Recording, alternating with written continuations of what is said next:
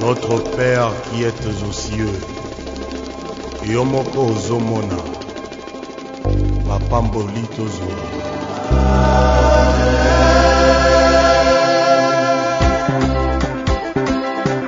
Quartier latin, antidopage.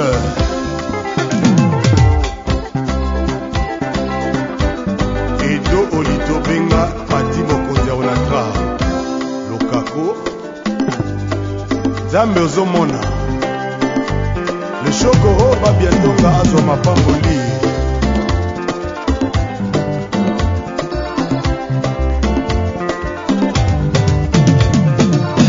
Papa nanga moto ya mpasi mama botinga nde mobola moteme tonda mposa kokabela mozange okokaba nini ye Zambe nasengise na yo bomengo banyama yele oromonya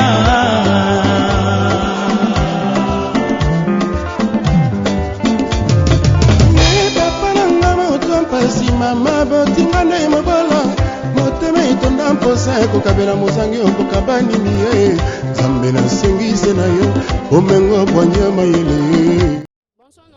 Bonsoir. Un petit mot par rapport à la disparition de l'artiste Babia Ndonga Choko. Ouais, Babia c'était un garçon extraordinaire. J'ai connu Babia quand il a commencé sa carrière dans le quartier latin. J'étais animateur de l'émission Club des Stars, à la voix du Zaïre encore, dans le temps de Mobutu. Donc, son premier scandale de télévision, c'était sur mon plateau avec Thierry Pinzi, et lui et Adamo. Et c'est un garçon qui est resté égal à lui-même.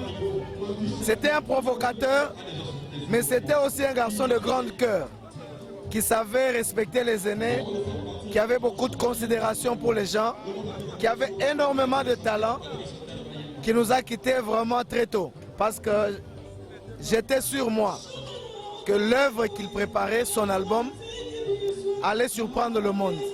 Parce qu'il fait partie des vrais héritiers de Kofi Olomide. Et je pense que le plus grand perdant, c'est Kofi, Quartier Latin et tous les fanatiques de la musique. Je regrette et toutes mes condoléances à sa famille et à toute la famille de la culture. Merci beaucoup, honorable Serge Kaembe. Nous sommes là avec honorable Jolino Makelele. Bonsoir, honorable. Bonsoir. Honorable, un petit mot par rapport à la disparition de l'artiste musicien Babia Ndonga Choko. Ce que je peux dire, c'est que c'est une grande perte pour la communauté culturelle congolaise, parce que Babia est de la vraie lignée de Kofi. Quand on entend le timbre vocal de Babia, on sent tout de suite qu'il ne forçait pas, il chantait naturellement. Mais surtout, moi j'ai un rapport particulier à Babia. Je suis l'élu de Tchangou et en particulier de Njili. Et il faisait partie de nos jeunes pousses, de nos jeunes talents. Et il ne manquait pas parfois de me consulter pour que je lui donne des conseils. Je me rappelle de l'époque où il a voulu regagner les quartiers latins. Il m'a vu et j'ai vu Mopao. D'une certaine façon, nous nous sommes mis d'accord très rapidement pour qu'il retrouve sa place. Et je me rappelle d'ailleurs d'une sorte d'anecdote qui ne cessait de lancer. Quand il est rentré dans le quartier latin, on était chez Bibi. J'étais sur le point de rentrer chez Bibi et lui il m'a surpris en train de causer avec d'autres musiciens et il a dit exactement ceci. Bon megaro simana vient nga njili te. Bon sala nyoso bolingi bo kamata ba vient nyoso ba yakuna me vient nga njili bo simba ete. En d'autres termes, il me prenait vraiment pour son aîné et c'est un souvenir que je garderai longtemps en pensant à lui. Merci beaucoup, honorable. Nous sommes là avec les armées des quartiers latins chez Kofi Olomide Mopa au Kwada Koraman, Sonia Mbeli, Babette Aralikofite. Et nous sommes là avec Pichu Pinga, superviseur de l'orchestre Quartier Latin. Bonsoir. Bonsoir madame. Un petit mot par rapport à la disparition de l'artiste Babia Ndonga Choko. Ah maman, c'est un peu triste. Hein? Au moment où Vandi, tolaka moninga akei mais or tomilelaka comme kongo mpe nakufa na kozala te donc so omoni meme nde nazala kobouge te donc esalinga vraiment pasi moko parce que nazwaki appel le jour là na 6h babengi ngai nandimaki te après basi kobenga ngai nakondima mais eza vraiment pasi mais artiste ne meurt jamais parce que babi andonga ke baevre etikali fo même lobi natalaki baémission mosusu esalaka pasi mama alors biso totikali tozalaka bien vie eza ya nzambe liwe eza ya biso tout elo ya ngai alobi ya moninga alors babi questionna me repose un peu biso baninga ne totikala jamais oublier et en plus patron est Koffi Olomide mon patron aussi jamais oublier babi andonga Choko même si ça tu arrêter ba activité tout ni répétition ni concert on a volé la moninga na chaque en tout cas merci mina Koffi Olomide kwa mokonzi na wasali vraiment pour na matanga ya babia et puis si biso pe makasi ba totikali sima un jour on savait bien pour na biso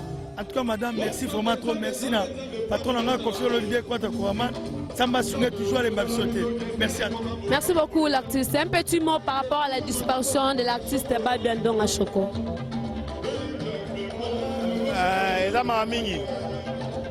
Moi c'est Tente Tentoula, le superviseur du quartier latin. Quand on a sur Facebook, on a moni ba komi ba ngama na ba vanti. Na benga batangola ba binanga ya solo do eza trop. Dernièrement na mona etango grand papa manga na Luanda, na mona ka na Luanda. Do azawa artiste ça itro na quartier latin. Bon na mutema malamu ya viende moni nyoso eza mopa mokonzi. Na mutema malamu na yemba sa nyoso eza la boye. Eza trop donc. Artiste je manque de mots à dire. Merci beaucoup les amis des quartiers latins. Pardon? Nous sommes là avec les amis du quartier latin. Freddy Mambou, un petit mot par rapport à la disparition de l'artiste musicien Babi Andonga Chokoro. Bon, toye pour na kokabola mawana famille pour asa frère moko to fandaki na yemingi. Asalaki contribution na musique mboka na biso bon tango na ye ko ki atike biso on peut te soutenir délégation eutaki na Luanda na zui logement na bango nyonso loger bango na pesi mitoka bazo tambola nango donc mukena asalaki nango na ko contribuer yango wana Zamba Sungaye azalaki mais vraiment na remercier organisation na bato nyonso qui compris na bino pe ba journaliste remercie bino. Mon frère Nanga Sembes, vraiment de merci. Merci beaucoup. C'est bon, nous sommes là avec les artistes, les comédiens, les artistes musiciens. On pleurait vraiment Babi Andonga Chokoro. Et vous voyez vous-même que nous sommes là avec Fabrigas Oazobet après ma makasi pour la Babi Andonga Chokoro. Et les amis du quartier latin, ils sont là. Merveille, tu as déjà parlé, non? Tu places le place ça. Bonsoir. Un petit mot par rapport à Robougui Babi Andonga Chokoro. Nori souci, Babi a pire vient en aïe. La regretté makasi, on a vient en aïe. On a besoin de petit affaire en moto, on a Babi Andonga quartier latin, Baotabanji, Bissobana Oshwe. Et pas confession les après 4 parcelles au maman en aïe. Namona Babi Andonga Fali, Bafere, Batunyo Sonde Baya. Comme on a parti na chopo na za mexen. Na regretté non qui souci makasi, mais ekufélité biso to chikali to na mokili. Tozo vivre tozo le la rali wa babia. Et ça le loroté na vie batno so bakufaka. Ata yope okufa. Biso pe to okufa. Tozo la liwa mutu babete la ngombo ndate. Verambo grand prêtre sala masolo tout. Ya batutu. Pour les musiciens, Vera mon petit na patina chopo camarade Fali Poupa. Kitoko na sepeli Kitoko. Merci beaucoup. Merveille, tu as quelque chose à dire? Ouais, bonjour, na Olobaboé. Comment il faut brigade à Zobeta? Et l'accès à Mou, au hasard envers Babi Andonga. Au Fabrigaz Aza fait partie de Makila Koffi Olomide Lelo, la label Koffi Central. Donc Babi Andonga, ça n'arrête jamais. Amoureux entre les musiciens, tout le monde vraiment dans le vélo au monde. babi atika amen lelo bamisien tu bana baorchestre basala effort batika mpe nzembo lokwa amen na baoyo tu baza na orchestre na bapesaka héritier watana bembote po héritier déjà atika ya ye confession intime bamisien mpe batika baamen na bango mpe esala bien quoi. Merci na badudu baona. Merci beaucoup Merveille qui est la porte-parole de Kofi Olomide Kwadakoraman, le patron de la musique congolaise. Bonsoir. Bonsoir. Un petit mot par rapport à la disparition de Babia Ndonga Shoko. En fait, je me présente, moi c'est Pati Gatanga, le petit de Kofi Olomide Mokoze Kwadakoraman. Nous sommes tous nés dans la grande famille musicale Quartier Latin International. C'est là où nous nous sommes connus avec Babia. Lui, il était toujours musicien, moi j'étais toujours dans l'écriture. Et depuis lors, nous nous sommes restés collés, soudés. Bon, la mort fait une vie fatale. Tout le monde est appelé à mourir. Mais ce que nous pernichons tous, c'est qu'il est mort si tôt. 2 jours avant son départ pour l'Angola, j'étais avec lui. Et puis grâce aux réseaux sociaux, on s'est communiqué toujours. Mais que la terre de nos ancêtres soit douce et légère. Je suis là pour plairer Babia Ndonga Shoko. Il fait vraiment un ami, un pote. Nous sommes à me belé. Je manque de mots à dire. Merci beaucoup et avec plaisir de vous présenter cette émission et avec profonde douleur au Tosalango, au mort et qu'on frappait vraiment nos artistes musiciens encore et artistes comédiens peu babi barolé la caca. Et nous sommes là avec Fabregas sur le podium et tout l'andalon Fabregas te va suite. Il y a émission na biso maintenant bisa bino bokatate puisque il y a minene et Rosala ya makas. On ne sait pas ndeka balobagena place à Mawande on reconnaît les bons amis et tout ça on a vraiment tout ça on a ke ba o bazaki cher pona o Babia Ndonga Shoko bazaki cher pona bango bazaka wala pona Babia et nous sommes là pour s'ouvrir et Fabregas et on doit retrouver tout juste après puisque Marambo Rara Mopa Kofi Olomide Kwadakoraman na sali et ça vraiment éminent on ne sait pas qu'est-ce qu'on peut faire mais Olobara Mingezate merci beaucoup à Kofi Olomide qui est le patron de la musique congolaise.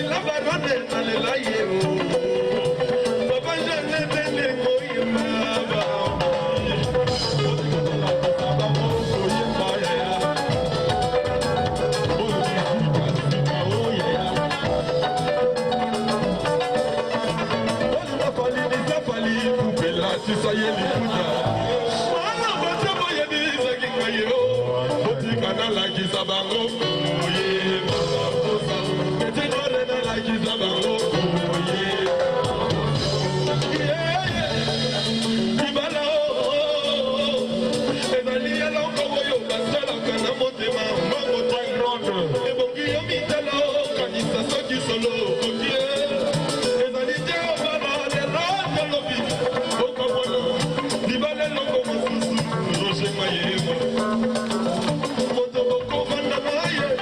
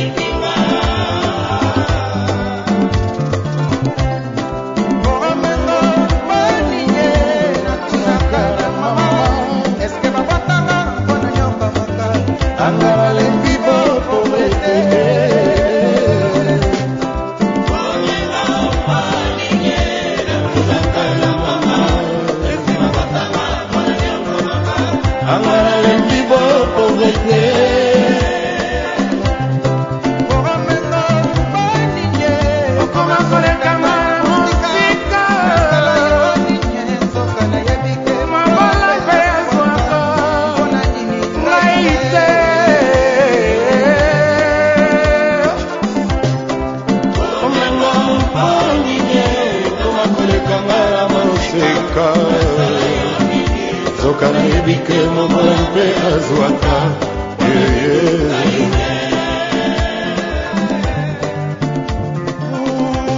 bomengo nasala nini ngara naluka ya na babula nzambe yoka kolela oyo ya bana na yo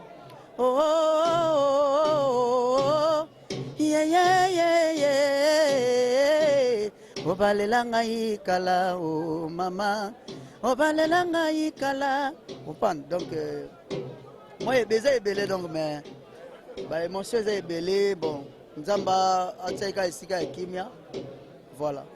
Merci beaucoup Eboa. Et nous sommes là avec bonsoir. Bonsoir.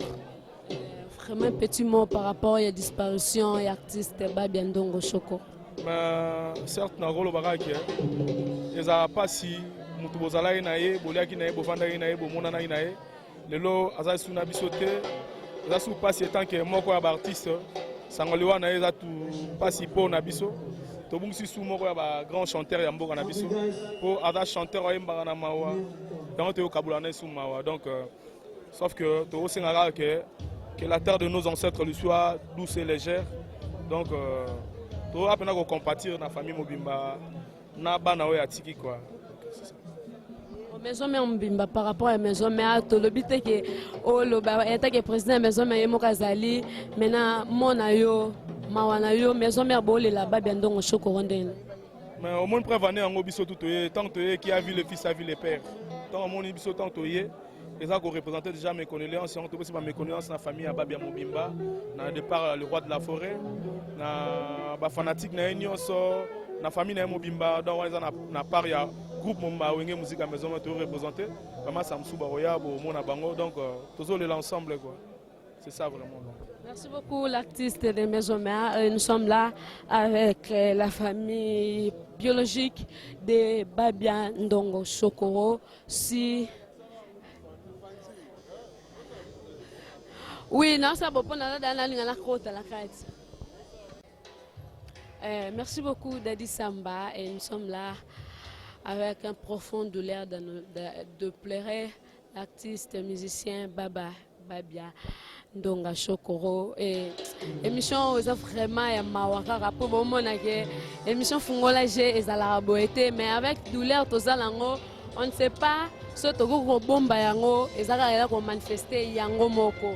Et nous sommes là avec la famille biologique de l'artiste Babia Ndongo Choko.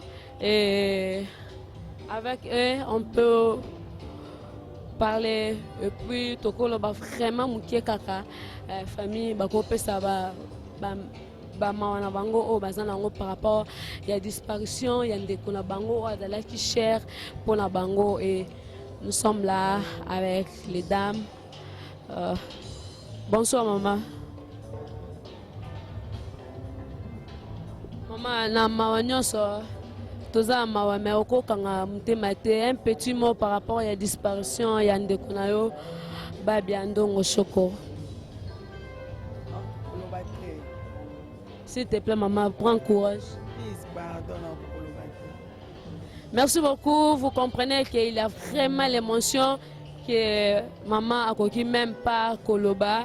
Et nous sommes là avec la famille biologique de l'artiste musicien, comédie. Madame, bonsoir. Et nous sommes là avec la famille biologique de l'artiste musicien Babia Ndongo Choko. Bonsoir. Bonsoir. Un petit mot par rapport à la disparition de l'artiste musicien Babia Ndongo Choko. Merci. Et salut biso ka pasi mingi poza ki grand frère na biso ndenge akei boye momentanément et salut biso vraiment pasi tozaka na pasi mingi oloba ezate. Et merci beaucoup. Nous sommes là avec la famille biologique de l'artiste musicien Babia Ndongo Choko qui était cher pour sa famille. Bonsoir maman. Bonsoir. Maman, moi liloba muke par rapport à la disparition de Babia Ndongo Choko.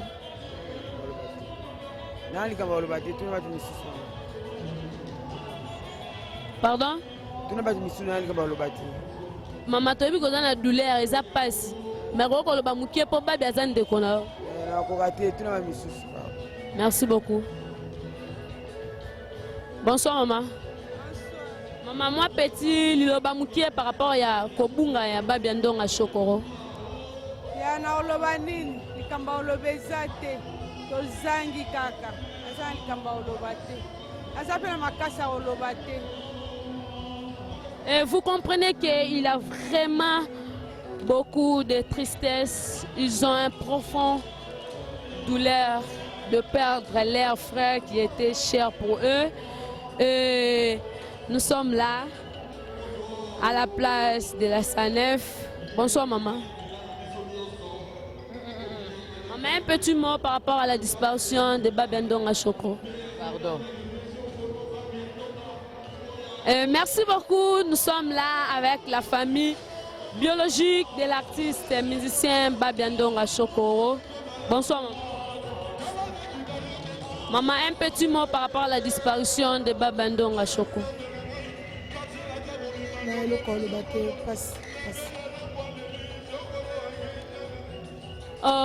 Vous comprenez qu'il y a vraiment beaucoup de douleurs. Les familles. Ya Babiandong à Chokoro, les autres même maloba ya kuloba par rapport ya disparition ya artiste ya frère Nabango ou adaki artiste musicien ya quartier latin chez Kofi Olomide Mopa au Croix d'Akoraman et nous sommes là avec la famille biologique de l'artiste musicien Babiandong à Chokoro. Bonsoir maman. Bonsoir. Yaya, moi le bamke par rapport à Kobunga ya Babiandong à Chokoro. Le corps le bâté, ça il sera monté ma passe en cocaté. Et merci beaucoup. Nous sommes là avec la famille biologique de l'artiste musicien Babiandong à Chokoro. Bonsoir maman. Pardon? Un petit mot par rapport à la disparition de votre frère Babiandong à Chokoro. Naza likamba koloba te motema pasi likamba kolobeza te souci kaka. Merci beaucoup. Nous sommes là avec la famille biologique des frères Babiandong à Chokoro qui était cher pour nous. Bonsoir. Bonsoir. Un petit mot par rapport à la disparition de Babiandong à Chokoro. En tout cas, non regretté pour la loi à Babia. On a des grands frères na biso tokola ki na njili. Avec na bango ya biso eleki elandi. En tout cas, je n'ai pas sangona e muté ma passe. Biso bana njili toleli Babia bon. Ape manaki. Merci beaucoup. Et vous comprenez qu'il y a vraiment beaucoup de douleurs. On ne sait pas douleur aussi l'andenge nini. Nous sommes là vraiment avec une ambiance. Il y a ma collègue, il y a Babiandong à Chokoro, Oyo Azalaki, musicien, na orchestre quartier latin chez Kofi Olomide. Et nous sommes là avec orchestre de Fabregas. Et Fabregas, il est en train de pleurer son frère. Et il y a vraiment beaucoup de tristesse. Et avec beaucoup de tristesse, on pleure l'artiste musicien Babiandong à Chokoro.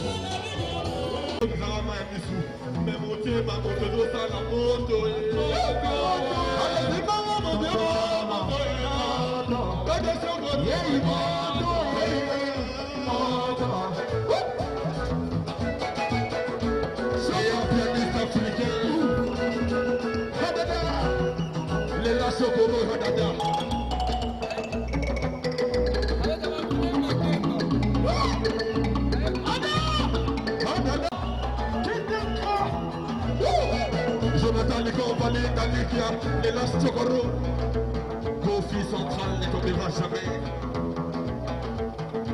Ça c'est la nouvelle collection de musique congolaise.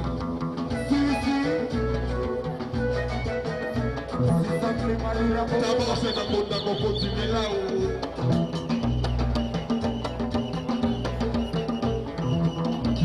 Sova. Allez, la secours, on a envoyé. Moto Hawaii.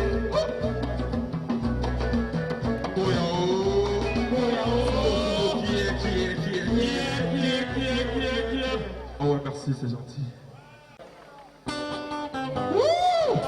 Sokoro qui paye son âme.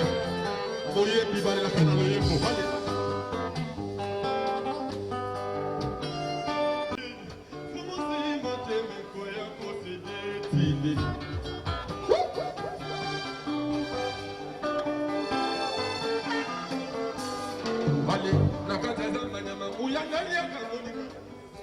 Mais pourquoi n'a toujours les contraires?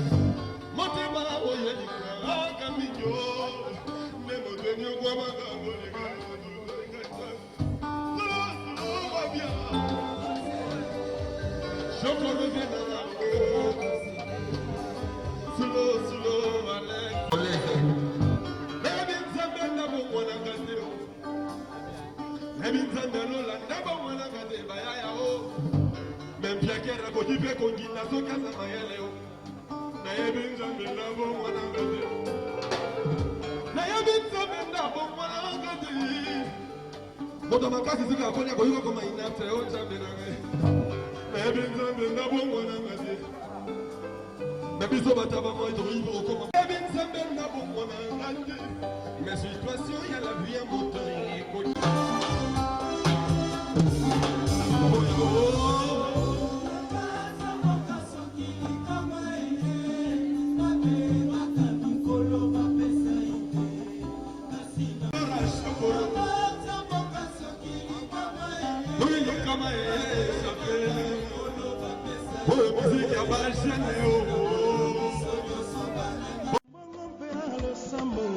ebabakatinga maboko te mongongo mpe ezali ya nzambe